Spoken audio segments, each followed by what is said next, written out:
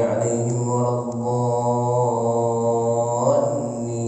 آمين.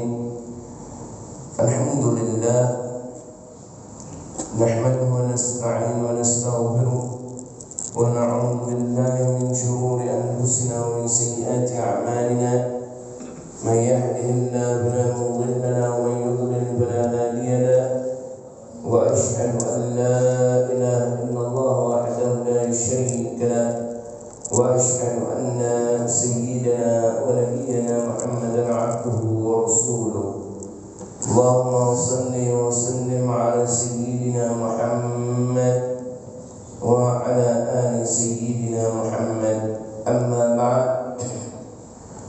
segala puji serta syukur mari kita haturkan kepada kehadirat Allah Subhanahu wa taala yang telah memberikan kita kenikmatan sehingga di pagi hari ini kita dapat berkumpul di rumahnya Allah Subhanahu wa taala untuk menjalankan kewajiban kita kepada Allah dan juga untuk menghidupkan daripada sunnah-sunnah Rasulullah sallallahu alaihi wasallam. Salawat serta salam tidak lupa kita hanturkan kepada junjungan kita, panutan kita, uswatun hasanah bagi kita, yaitu Nabi Muhammad sallallahu alaihi wasallam beserta keluarganya, para sahabat-sahabatnya dan juga umat-umatnya hingga kelak yaumul qiyamah. Minggu lalu kita membahas daripada penyebab matinya hati sehingga doa-doa kita tidak diijabah oleh Allah, sebagaimana yang dikatakan oleh Imam Ibrahim Al-Adham, yaitu yang ke-9, akaltum ni'mat rabbikum wa lam tashkuruha. Kalian memakan daripada nikmat Allah tapi kalian tidak mensyukurinya. Nah, ini kita bahas minggu lalu. Maka yang sampai kita menjadi seorang hamba Allah yang kufur atau tidak pandai mensyukuri kenikmatan yang Allah telah berikan. Nikmat Allah itu banyak, bukan sekedar daripada harta, lancar rezeki, tapi masih banyak lagi nikmat-nikmat Allah. Seperti sekarang ini saja, ini nikmat yang Allah berikan kepada kita, dapat duduk di dalam majelis ilmu. Karena tidak semua hamba-hamba Allah berikan ini nikmat. Orang yang tadi bersama kita saja, yang sholat subuhnya berjamaah sama kita, ternyata dia bukan termasuk di antara hamba Allah yang diberikan nikmat untuk dapat duduk di majelis ilmu. Ini sebuah nikmat. Maka jangan lupa kita mensyukuri daripada nikmat ini.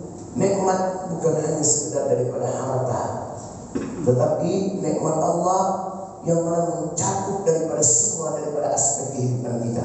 Apa saja kita masih hidup, itu nikmat dari Allah.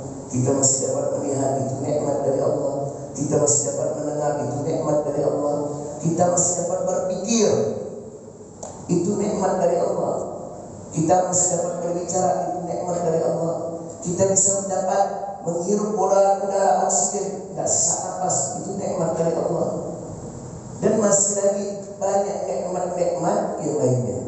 Maka kalau ini menjadi seorang hamba Allah yang bersyukur, banyak melihat orang di bawah kita, jangan banyak melihat orang di atas kita. Karena kalau kita banyak melihat orang di atas kita, membuat kita ingin seperti itu, sehingga lupa kita untuk mensyukuri nikmat yang Allah sudah berikan sama kita. Tapi kalau banyak-banyak memandang orang di bawah kita, kita pun menjadi lebih banyak bersyukur kepada Allah. Kenapa? Kita menjadi ingat nikmat-nikmat yang Allah telah berikan sama kita, yang tidak Allah berikan kepada orang tersebut. Tapi kalau semua orang kaya, kita tidak akan ingat nikmat-nikmat yang ada sama kita. Yang kita ingat apa? Nikmat yang Allah berikan kepada orang kaya itu. Sehingga kita menjadi seorang hamba Allah yang kurang bersyukur. Ini jangan sampai kita menjadi hamba yang seperti ini. Karena rugi bagi kita, kehinaan bagi kita kalau sampai kita tidak pandai mensyukuri kenikmatan yang Allah telah berikan kepada kita semua.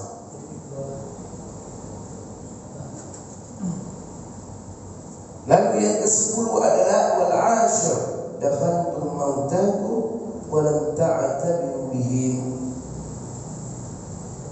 perkara akhirat. Kalian menguburkan jenazah, mayat, tetapi kalian tidak mengambil pembelajaran daripada hal tersebut. Ini kita ikut, ada orang meninggal kita solati, ada orang meninggal kita antarkan sampai ke liang lahat. Apa pembelajaran yang kita ambil? Pembelajaran yang kita ambil bahwa kita juga akan seperti itu, akan dibungkus, akan disolati, dan akan dikuburkan masuk ke liang lahat, dan akan ditanam dengan tanah. Kita juga seperti itu. Nah, kalau kita melihat daripada orang-orang yang meninggal ini, yang dikuburkan, ingat juga akan kematian kita, yang juga akan tiba seperti itu. Maka kalau kita ada orang meninggal kita datang, itu apa tujuan? Tak ada lain, mengingatkan kita akan kematian, bahwa dunia ini hanya sementara, akhir itu adalah ketika bertemu dengan Allah Subhanahu wa Ta'ala.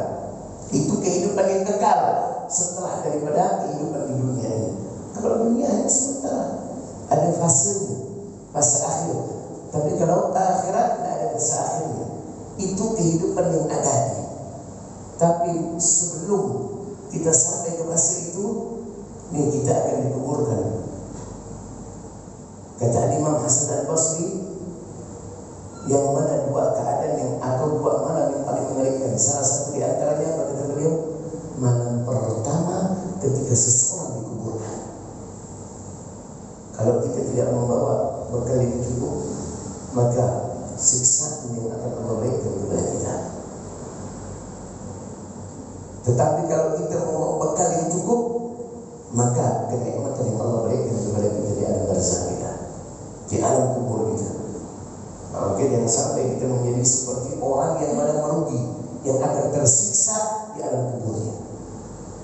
Maka banyak melakukan amalan-amalan yang diperintahkan oleh Nabi Sallallahu Alaihi Wasallam yang membuat kita selamat dari azab kubur. Yang simpel saja. Yang simpel seperti apa? Seperti rutinitas kita dalam satu hari 5 kali. Itu yang wajib, belum yang sunnah, yaitu sholat 5 waktu. Di dalam sholat 5 waktu itu atau di dalam sholat Nabi Sallallahu Alaihi Wasallam menganjurkan kepada kita di tahiyat akhir, setelah kita membaca salawat kepada Nabi dan membaca salawat Ibrahimiyah, jangan lupa kita membaca doa yang diajarkan oleh Nabi Sallallahu Alaihi Wasallam. Allahumma inni a'udhu bika min adabil qabri wa min adabil nar wa min fitnatil mahya wal mamat wa min syarri fitnatil masih dajjal. Ya Allah, lindungi aku, selamatkan aku dari azab kubur dan juga azab daripada api neraka, dan selamatkan aku daripada fitnah kehidupan dan juga kematian, dan selamatkan aku juga daripada fitnah dajjal. Orang yang mana istiqamah di tahiyat akhirnya setelah membaca salawat Ibrahimiyah, dia baca doa ini sebelum dia salam. Setiap solat, mau solat fardu ataupun solat sunnah, maka orang ini akan terhindar daripada azab kubur. Dan kalau dia, kata Nabi, hidup sampai bertemu dengan Dajjal, dan dia tidak akan terkena daripada fitnah Dajjal. Jadi orang-orang pada siang ini cukup nih amalkan. Kalau kita hidup di zaman Dajjal sekalipun, ketika Dajjal keluar, kita masih hidup di muka bumi ini, selamat kita daripada fitnah Dajjal. Berkat amalan apa? Berupa doa yang selalu kita panjatkan di tahiyat akhir sebelum salam. Ini kadang kita ni banyak tak melakukan. Dia hanya solat fardu, solat sunnah juga. Ini saya lihat banyak baru tak tahiyat ni, bangun tunjuk gini. Assalamualaikum. Mana? Tak mungkin dia baca doa tu. Tak mungkin. Bila bangun kan gini. Assalamualaikum warahmatullahi wabarakatuh. Dia mampu tu kalau dia baca doa tu. Secepat-cepat nanti baca doa. Ada pula baru gini ya. Asyhadu. Assalamualaikum. Paling salawat dia dibaca. Habis syahadah, salawat langsung salam dia. Tak ada baca doa. Coba amalkan. Ketika di sholat dalam sholat fardu 5 waktu dan dalam sholat sunnah kita, mau sholat qabliyah ataupun ba'diyah, mau sholat sunnah yang lainnya seperti apa? Sholat tahajud, sholat duha, sholat sunnah witir. Jangan lupa kita panjatkan daripada doa ini. Ini doa yang diajarkan oleh Nabi Sallallahu Alaihi Wasallam. Nabi Sallallahu Alaihi Wasallam langsung kepada kita. Akhirnya kita mau dan mengamalkan. Kalau orang yang mau terlepas daripada siksa kubur dan juga mau terhindar daripada fitnah Dajjal, selamatkan dirinya dengan doa ini yang selalu dan istiqamah kita panjatkan di setiap akhir daripada tahiyat akhir. Doanya Jangan lupa baca dulu. Ini banyak kita tidak mengamalkan ini. Yang penting wajib lepas saja. Sedangkan itu kan hukum sunnah, bukan tak wajib, memang betul. Tapi sunnah itu penyempurna. Sekarang bagaimana mau sempurna daripada suatu ibadah kalau kita banyak meninggalkan daripada suatu kesunnahan. Ini sunnah sekalipun, tapi bisa jadi menyelamatkan kita. Seperti doa ini, bisa jadi menyelamatkan kita daripada siksa kubur. Jangan kita nak meremehkan sesuatu amalan sekecil apapun. Karena ingat, kalau Allah sudah redha dengan amalan itu, dosa kita sebanyak apapun dan sebesar apapun akan diampunkan oleh Allah. Itu kalau Allah sudah redha. Kan sudah banyak kisah-kisah yang bisa kita ambil iktibar pembelajaran. Seperti apa? Kisah pelacur di zaman Bani Israel. Kalau logika kita tak masuk. Bayangkan cuma mereka minum seekor anjing, tapi membuat Allah redha akan amalan itu. Allah kalau sudah redha, biar banyak bagaimanapun dosa orang itu, biar sebesar apapun dosa itu, akan diampunkan oleh Allah. Biar yang terjadi semua pelacur di zaman Bani Israel ini. Memberi minum seekor anjing, Allah redha, Allah masukkan ke dalam surga. Kita tidak tahu mana amalan yang diridhai oleh Allah. Yang penting kita kerjakannya. Mudah-mudahan ada di antara amal-amalan kita yang mana membuat Allah redha, sehingga kita mendapatkan maghfirah atau ampunan dari Allah dan Allah masukkan kita ke dalam surga. Jadi jangan meremehkan sekecil apapun daripada ibadah. Bisa jadi ibadah yang kecil malah membuat kita mulia di sisi Allah. Dan macam Imam Abu Bakar Asy'ari, itu Allah redha kepada beliau gara-gara apa? Ada kucing kedinginan dipindah sama beliau ke tempat yang hangat sehingga kucing itu tak kedinginan lagi. Ternyata perbuatan itu membuat Allah redha kepada beliau. Lihat, kucing boleh pindahkan dari tempat hangat, dia menganggap itu hadun, baca Quran, itu penting. Yang kecil-kecil ini tak dianggap sama dia. Ternyata itu semua tak ada yang membuat Allah redha. Bisa jadi yang kecil ini membuat Allah redha. Maksudnya apa? Jangan diremehkan ibadah kebaikan sekecil apapun. Kerjakannya. Kerjakan. Masalah diterima apa tak itu urusan Allah, bukan urusan kita. Tugas kita mengerjakan daripada kebaikan-kebaikan yang Allah perintahkan kepada kita dan juga yang Rasul perintahkan kepada kita. Dah selesai. Kalau Allah redha, kita banyak bersyukur kepada Allah. Nanti kita akan dapatkan kenikmatan itu nanti ketika di akhirat. Nanti ketika kita berada di bawah tanah, ternyata ada satu amal yang membuat Allah redha sehingga kita terlepas daripada siksa kubur. Ini sendiri Allah Maha. Ada batu atau ranting atau kayu di jalan Tabrani ini misalnya. Kita pas lewat berhenti, kita ambil kayu itu kita pindahkan. Selama jalan Tabrani digunakan untuk lewat dengan kendaraan jalan kaki, selama itu juga pahala ngalir kepada orang tersebut. Sekalipun dia meninggal, ngalir terus. Kalau sampai hari kiamat, ini jalan masih ada, dapat terus kita sampai kita dibangkitkan baru selesai. Yang seharusnya kita disiksa, tapi berkat amalan ini mindahkan ya benda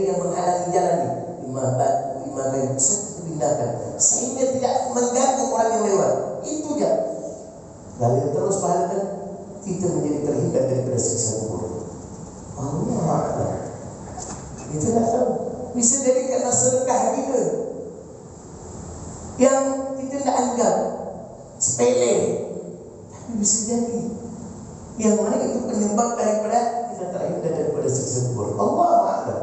Kita tidak tahu. Maka jangan meremehkan kebaikan yang bagaimanapun, sekecil apapun.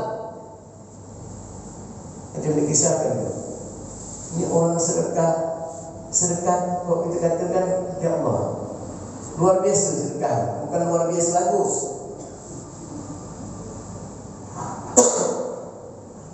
Jadi ada seorang laki-laki yang bakhil minta ampun, kedekut minta ampun. Suatu ketika dia punya tetangga, punya anak kan, nangis tidak berhenti-berhenti. Dia pun berkata kepada istrinya, coba kau cek orang sebelah. Ini ngapa nih anak nangis terus? Risau aku nih. Bisa bahasa intinya seperti itu. Akhirnya istri ini pun datangi tetangga, ditanya kenapa anak menangis. Ternyata anak tetangga yang menangis kenapa? Akhirnya istri ini pulang ke rumah memberitahukan kepada suaminya, anak tetangga kita itu nangis tak berhenti gara-gara lapar. Ya udah, berikan makanan sisa gitu. Makanan sisa diberikan. Istri pun ya Allah, istri baik, Masya Allah.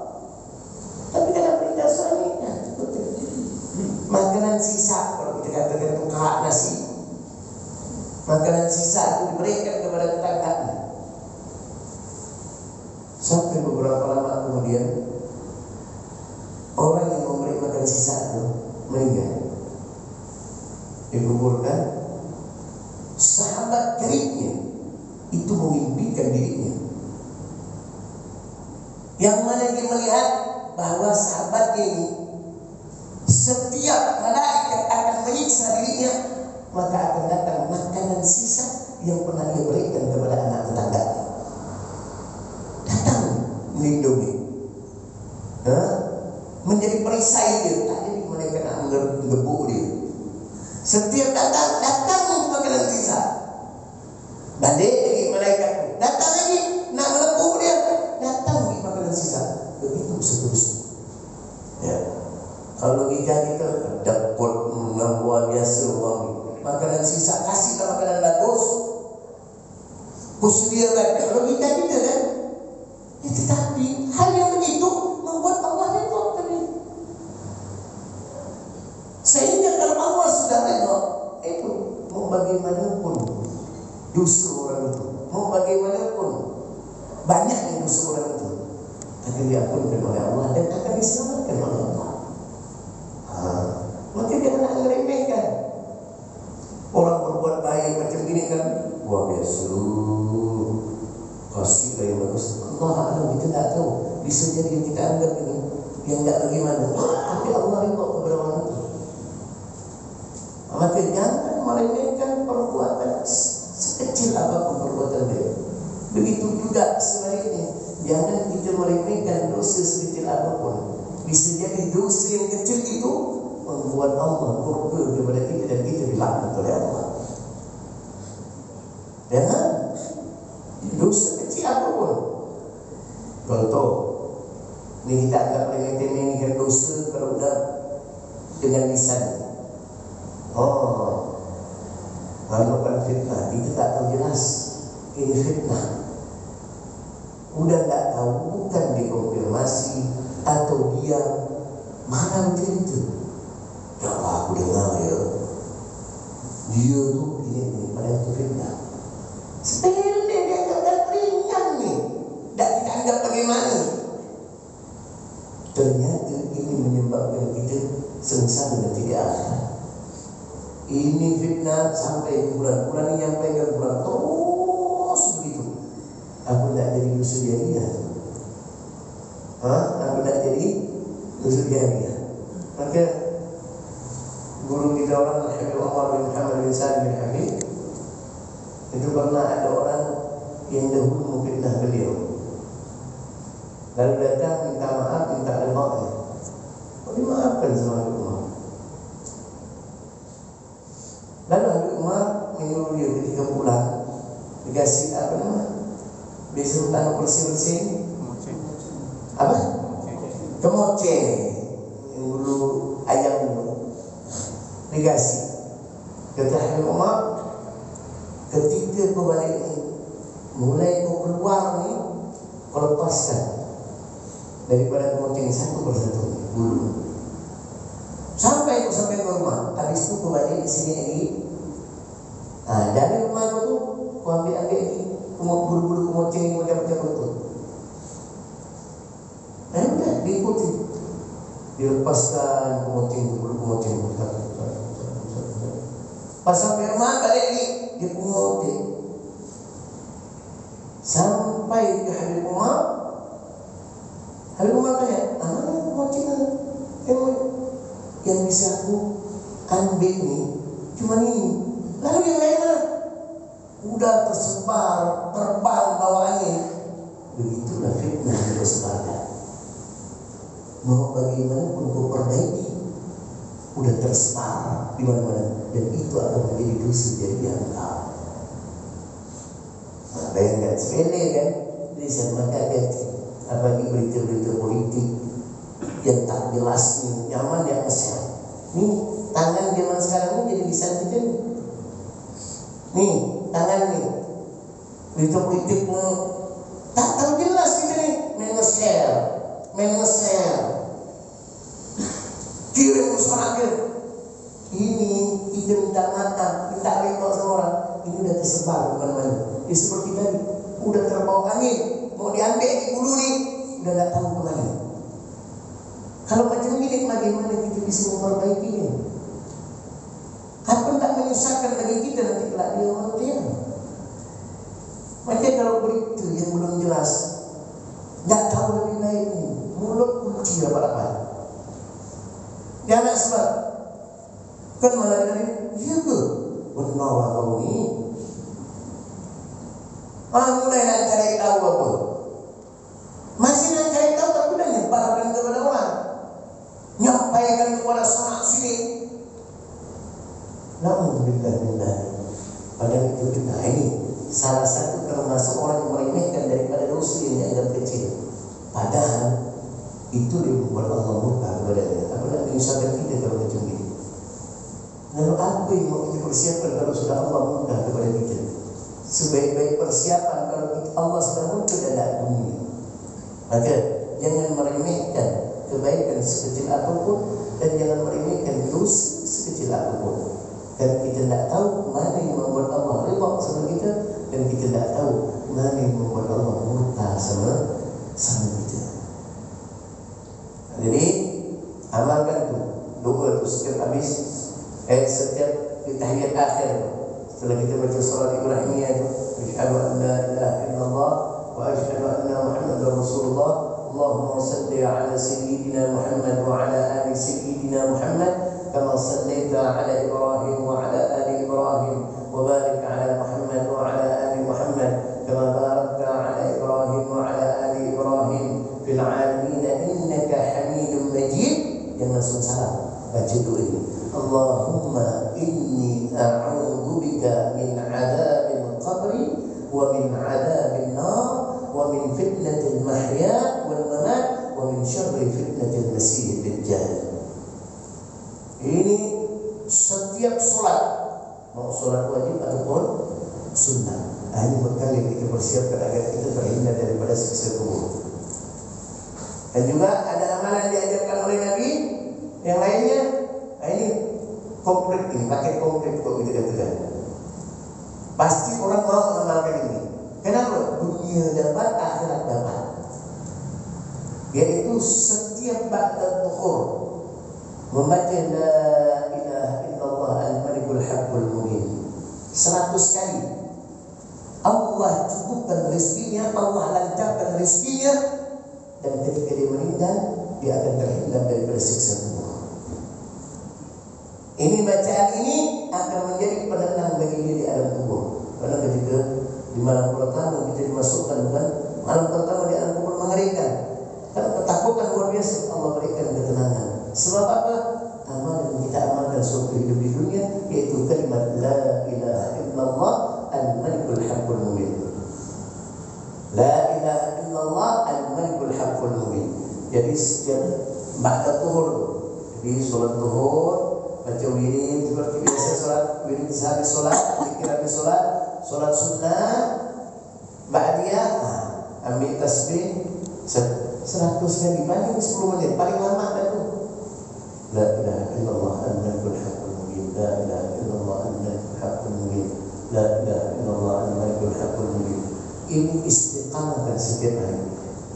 Dunia disenangkan kita, akhirat diselamatkan kita. Kan paket komplit. Kan kita mau macam itu. Dunia nyaman, akhiratnya nyaman. Semua kepengen begitu. Dua-duanya enak. Kalau mau, ada diajar kepada Rasulullah. Ini kalimat ini amalkan setiap harinya.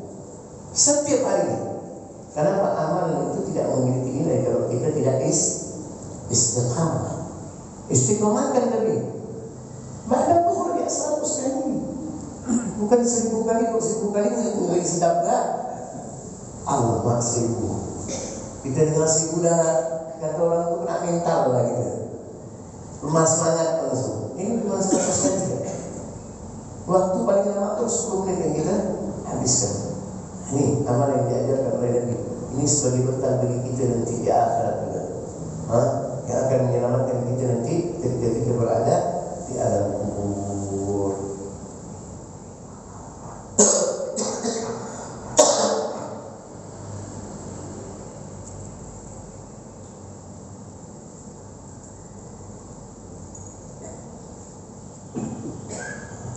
Ada yang mau bertanya, silakan. Lagi yang ingin bertanya, mau bertanya, silakan.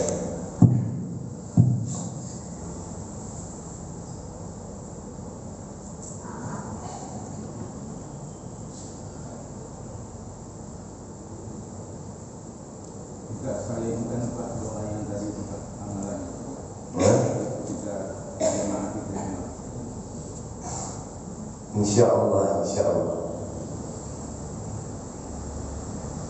Assalamualaikum warahmatullahi wabarakatuh. Waalaikumsalam. Tadi Ustaz bilang amalan kalau tidak istiqomah itu tidak ada nilai itu. Penjelasannya bagaimana Ustaz? Assalamualaikum warahmatullahi wabarakatuh. Kok kita katakan logika kita tu, kalau tak kita istiqomahkan tak jadi. Jadi kalau kita belang-belang kambing, tak bakal. Yang amalan itu berefek kepada kita, memiliki asar kepada kita. Takkan. Contoh aja amal-amal macam-macam. Misalkan amalan yang mana melancarkan rezeki, tapi solat duhanya belang-belang kambing, seminggu sekali atau 2 minggu sekali, bagaimana Allah akan lancarkan rezeki itu? Allah itu akan memandang daripada seseorang ketika seseorang itu menunjukkan keistiqomahannya, semangatnya. Kita dalam berdoa aja, kalau kita tidak sungguh-sungguh, tidak akan dipandang oleh Allah, tidak akan dinilai sama Allah. Kesungguhan doa seseorang dalam melakukan ibadah itu baru dipandang oleh Allah. Makanya kita dianjurkan oleh Nabi itu, yang mana harus meyakini doa itu akan diijabah oleh Allah. Ini banyak kita ni kan doa, mudah-mudahan diijabah sama Allah. Tak tidak yakin. Ini penyebab doa kita tidak diijabah. Harus yakin. Husnuzan sama Allah. Kenapa? Allah itu sesuai dengan prasangka kita. Kalau prasangka kita begitu, ya itu akan Allah lakukan. Dan begitu juga kita dalam melakukan ibadah. Kalau kita tidak istiqamah, tidak akan berefek kepada kita. Tidak akan berefek kepada kita. Baca Quran, ini kan syifa, penyembuh. Penyembuh kan? Penyembuh hati. Yang dikatakan oleh Nabi, kalau kau baca, kadang tidak, bagaimana mau bersih daripada hati? Bagaimana mau sembuh daripada hati? Ya harus rutin kan? Kita amalkan. Macam kita minum obat, kita demam, dokter suruh minum 3 kali sehari. Kita minum sehari sekali, kira-kira berefek tak begitu? Baru kita protes, saya minum berapa kali sehari minum? Sampai sekali, aku kan cuma 3 kali sehari, jadi jangan nyalakan aku, kamu yang tak rutinkan. Nah, seperti itulah nilai daripada orang yang tidak istiqamah dengan orang yang istiqamah. Nah, maka kalau kita istiqamah itu memiliki nilai di sisi Allah dan berbekas kepada kita, berbalik kepada kita. Orang yang istiqamah akan tahajud terus, itu akan membuat hamba itu tambah tawar, tambah rendah diri, berefek kepada dia itu. Orang-orang yang selalu tahajud itu berefek, dia akan memiliki yang mana tadarruk, rendah diri di hadapan Allah dan di hadapan makhluk. Dia tidak menganggap dirinya lebih mulia dibandingkan orang lain, dan di hadapan Allah dia merendahkan diri juga, karena tidak disebabkan semua karena Allah. Apa-apa yang diberikan ini dari Allah. Ini pasti ada bekas. Orang saleh itu bisa begitu karena keistiqamahan mereka dalam melakukan ibadah. Para sahabat Nabi bisa seperti itu karena keistiqamahan mereka dalam melakukan ibadah, bukan yang lain. Maka lihat para sahabat-sahabat Nabi itu sampai memiliki kedudukan yang mulia. Bahkan lagi sholat, cabut anak panah itu ketika sholat. Udah salam, tanya, udah belum? Coba lagi kita zaman sekarang operasi tidak diberius. Emang tidak menjerit, atau tidak usah yang ringan-ringan, cabut gigi tidak usah dibius. Bisa-bisa dijambak sama dokter. Iya, apa ada? Nih, mau cabut gigi tidak dibius. Main disentak kayak sama dokter. Emang tidak menjerit, bisa-bisa ponggok dokter. Sakit luar biasa kan? Tapi para sahabat Nabi ya, bagaimana mereka bisa seperti itu, keistiqamahan mereka dalam melakukan ibadah. Maka dikatakan oleh para ulama, al-istiqamah afdal min alfi karamah. Keistiqamahan itu lebih utama dibandingkan 1000 keramat. Jadi keramat bisa terbang, bisa ngilang, bisa jalan di atas air, 1000 kali macam itu, tidak sebanding dengan keistiqamahan.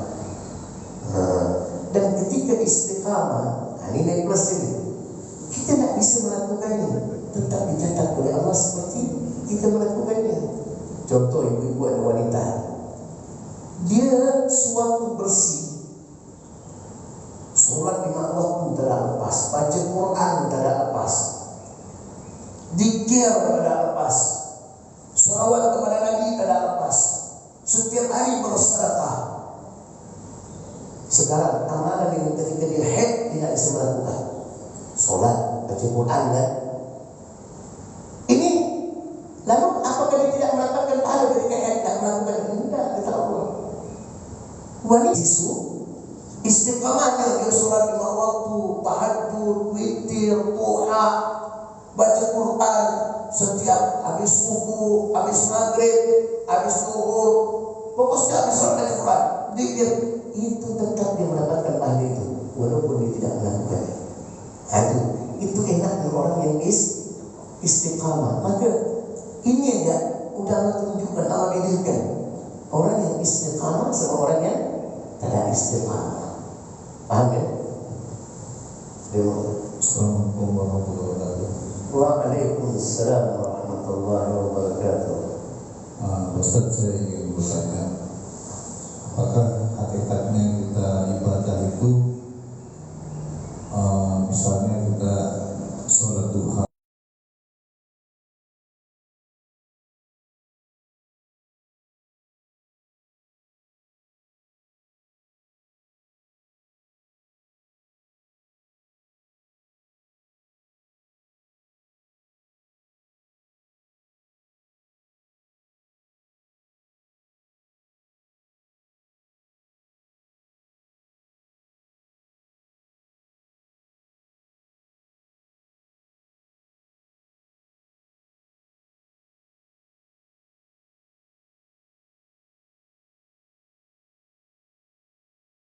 yang berlimpah, artinya nikmat yang lebih-lebih lagi.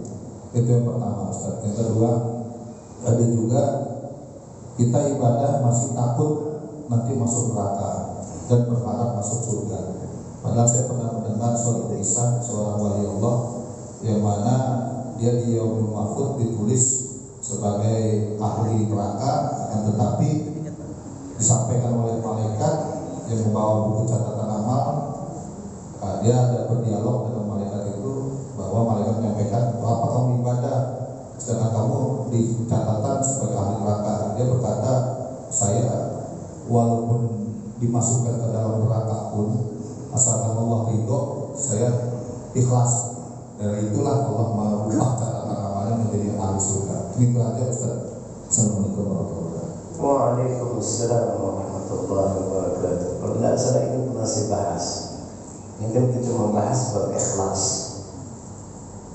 Ingat ya, ada namanya sunnatullah. Balasan dari Allah itu sunnatullah. Mengingkari sunnatullah itu kufur. Makanya ulama membagi ikhlas menjadi 3 tingkatan. Pertama, orang yang melakukan ibadah tidak ada mengharapkan yang lain kecuali ridha dari Allah. Ini tingkatan ikhlas yang paling tinggi. Dia lain. Dia tidak takut, tidak mengharapkan balasan dunia, tidak mengharapkan balasan akhirat. Bukan dia berharap rezeki dilancarkan, kesenangan dunia, tidak berharap juga mau masuk surga, mau masuk neraka. Yang diharapkan cuma ridha Allah. Sebagaimana daripada ini Rabi'atul Adawiyah. Itu Rabi'atul Adawiyah itu pernah membawa api sama membawa air. Siapa nak kenal Rabi'atul Adawiyah? Ya?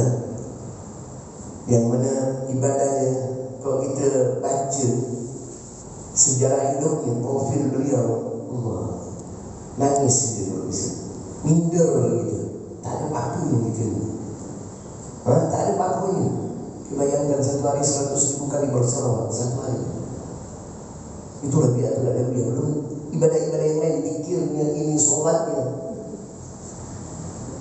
Ini beliau bawa air sama api. Ditanya orang, itu apa? Kata Rabi'atul Adawiyah, air ini untuk aku memadamkan api neraka. Biar orang tidak berharap terhindar daripada api neraka, dia melakukan ibadah. Dia kan banyak kita melakukan ibadah agar terhindar daripada api neraka. Ini orang belum melakukan ibadah sampai kepada tingkatan ikhlas yang namanya mengharapkan ridha Allah. Ini bukan mengharap ridha Allah, masih takut neraka. Jadi Rabi'atul Adawiyah ini ayat ini untuk memadamkan api neraka agar orang ibadah bukan mengharapkan terhindar daripada api neraka. Lalu api itu untuk aku bakal surga. Jadi biar orang melakukan ibadah bukan mengharapkan dimasukkan ke dalam surga. Kalau sekelas beliau beribadah, udah tak peduli mau surga, mau neraka, yang penting Allah ridha. Imam Haddad begitu juga. Sampai beliau berdoa, ya Allah, kalau Engkau ridha aku masuk neraka, aku ridha ya Allah.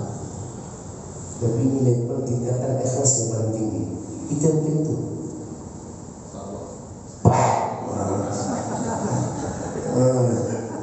Dengan sana, ya ambil rezeki langsung tak timbul miskin.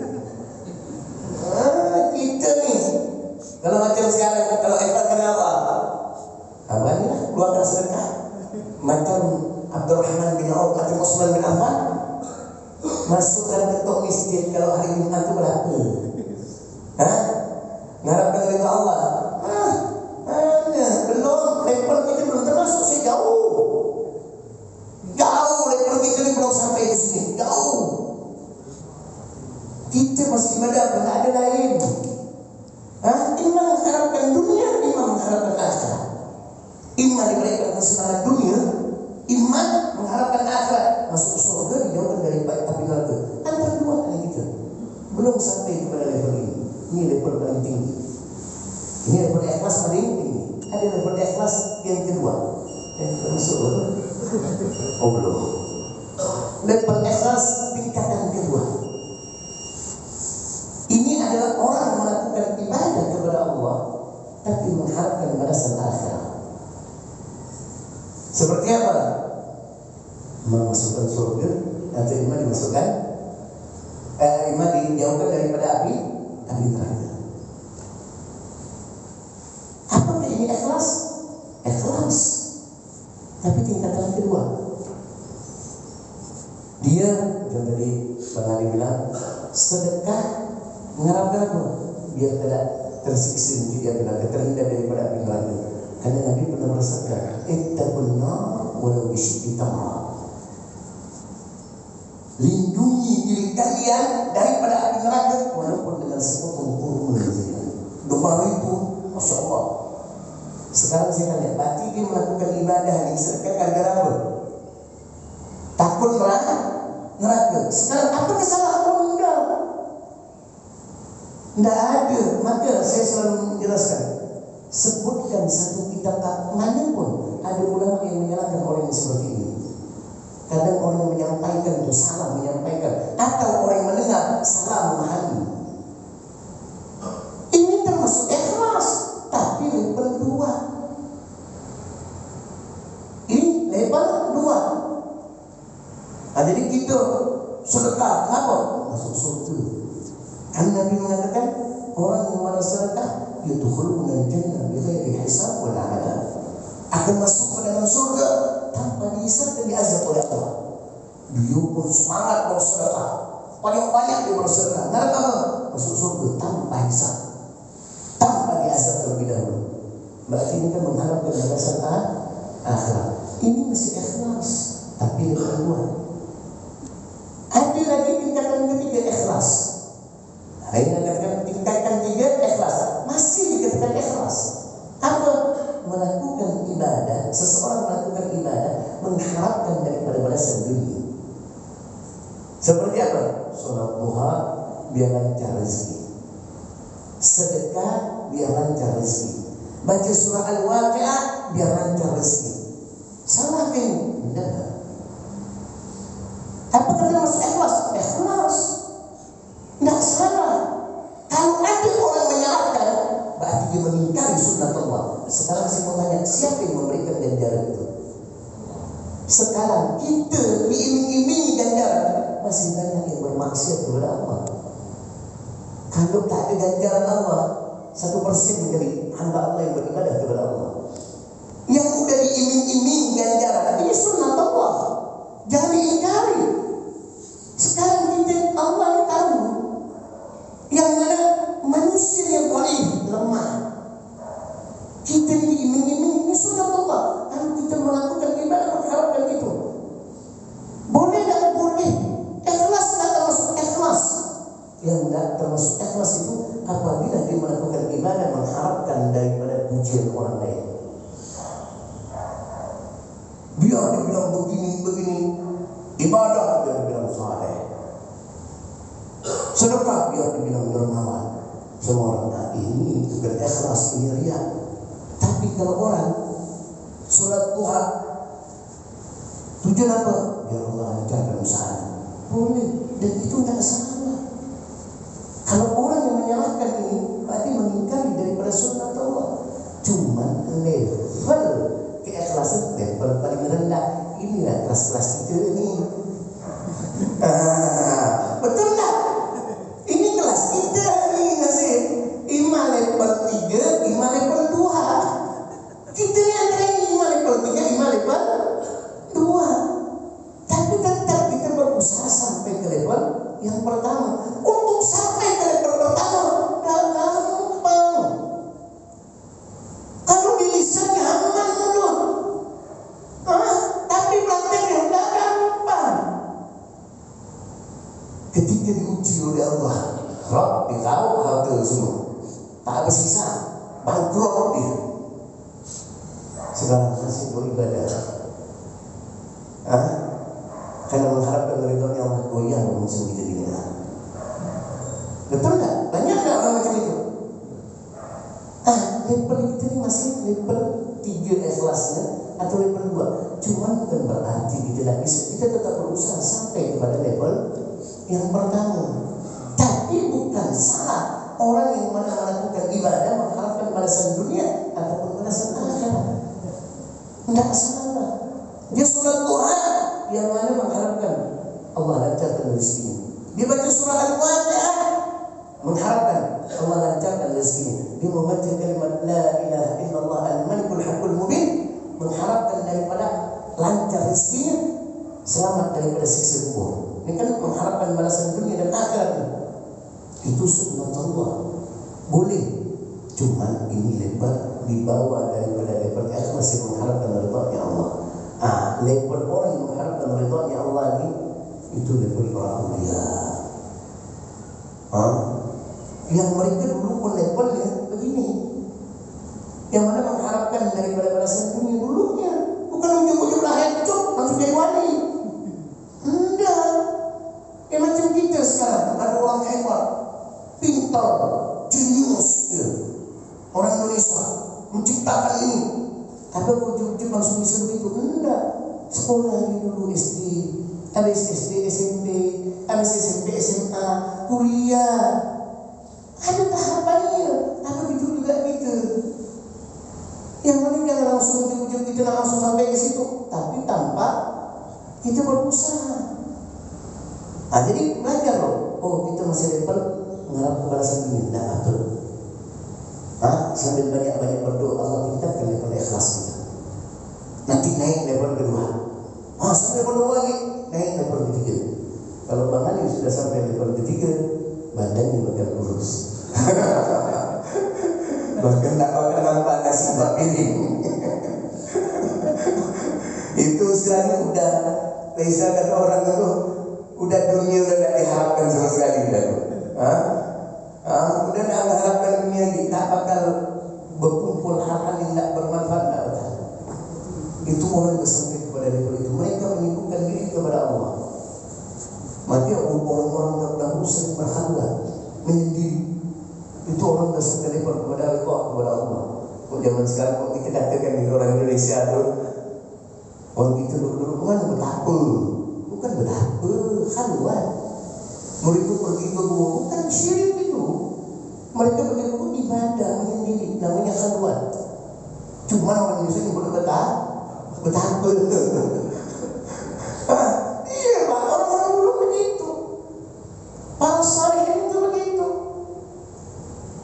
Imam Hasan al-Basri itu sering berkhalwat. Imam Ibrahim yang kita bahas ini, beliau berkhalwat itu bukan sebentar, setengah tahun, 1 tahun. Khalwat, pergi ke daerah ini, pergi ke daerah ini, ibadah. Maka kalau kita tak ketemu Bang Ali ini, bangsa 1 bulan, habis haji tak ketemu ni, 1 bulan tak dah level lain ni. Beliau sudah sampai level, iaitu melakukan ibadah kepada Allah. Jangan banyak-banyak duduk dengan beliau, dikasar beliau. Ente begini. Jadi gitu. Gurau Bang Ali. Paham ya Bang Ali ya? InsyaAllah akan kita lanjutkan ini. Semoga apa yang kita kaji, kita mendapatkan ilmu yang barakah, ilmu yang bermanfaat, ilmu yang bisa menambah ketaatan kita kepada Allah, ilmu yang bisa menambah kesempurnaan amal ibadah kita, ilmu yang bisa menambah rasa takut dan juga cinta kita kepada Allah dan juga kepada Rasulullah SAW. Dan semoga kita semua diberikan kesehatan oleh Allah, diberikan umur yang panjang dalam ketaatan kepada Allah Subhanahu wa Ta'ala. Dan semoga segala urusan dunia dan akhirat kita dimudahkan oleh Allah.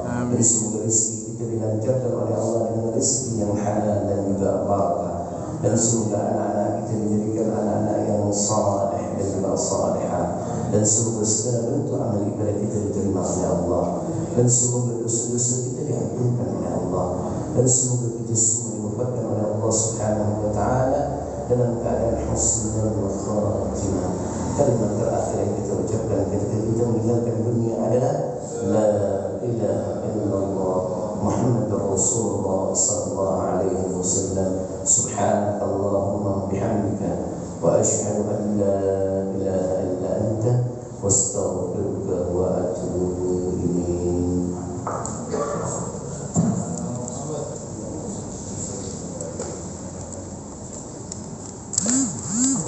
Demikian teman-teman tausiah pagi ini yang disampaikan oleh Pak Taufik Saleh. Tamimi di Masjid Darul Muttaqin Pontianak. Terima kasih yang sudah hadir, yang sudah ikut live ini dari awal hingga akhir, yang sudah nonton terus. Ya, terima kasih kepada teman-teman yang sudah tapap layar, ada nggak yang tapap layar, yang kirim-kirim hadiah. Terima kasih semuanya.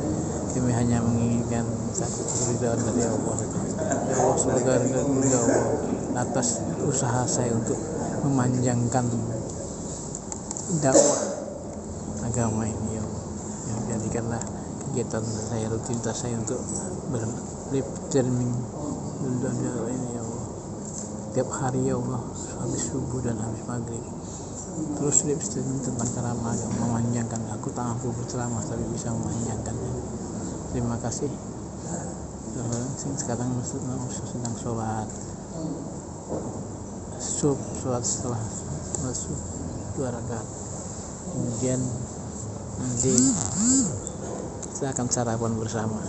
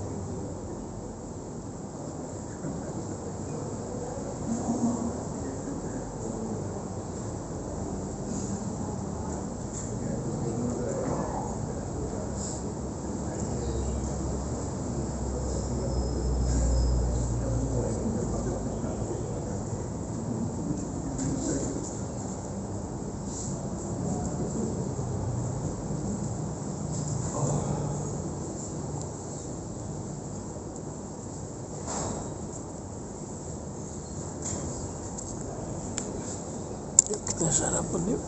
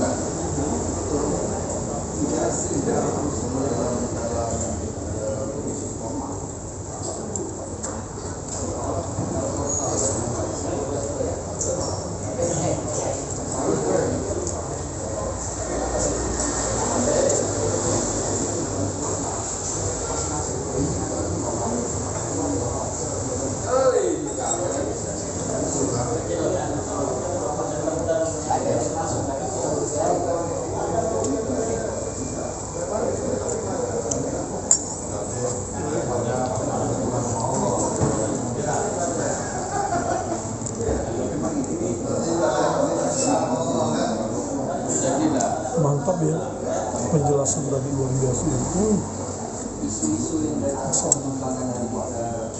Terima kasih teman-teman yang sudah ngikutin live, yang sudah kirim-kirim gift, yang sudah kirim tap-tap layar. Live ini akan tiap hari akan saya lakukan ba'da maghrib dan ba'da subuh. Insya Allah kalau ada ceramah ba'da zuhur saya akan live juga di ba'da zuhur. Demikian nih teman-teman, saya mengakhiri live ini dengan harapan mendapatkan membukakan pintu rezeki kita, menjadikan hidup kita barokah. Billahi taufiq wal hidayah. Assalamualaikum warahmatullahi wabarakatuh.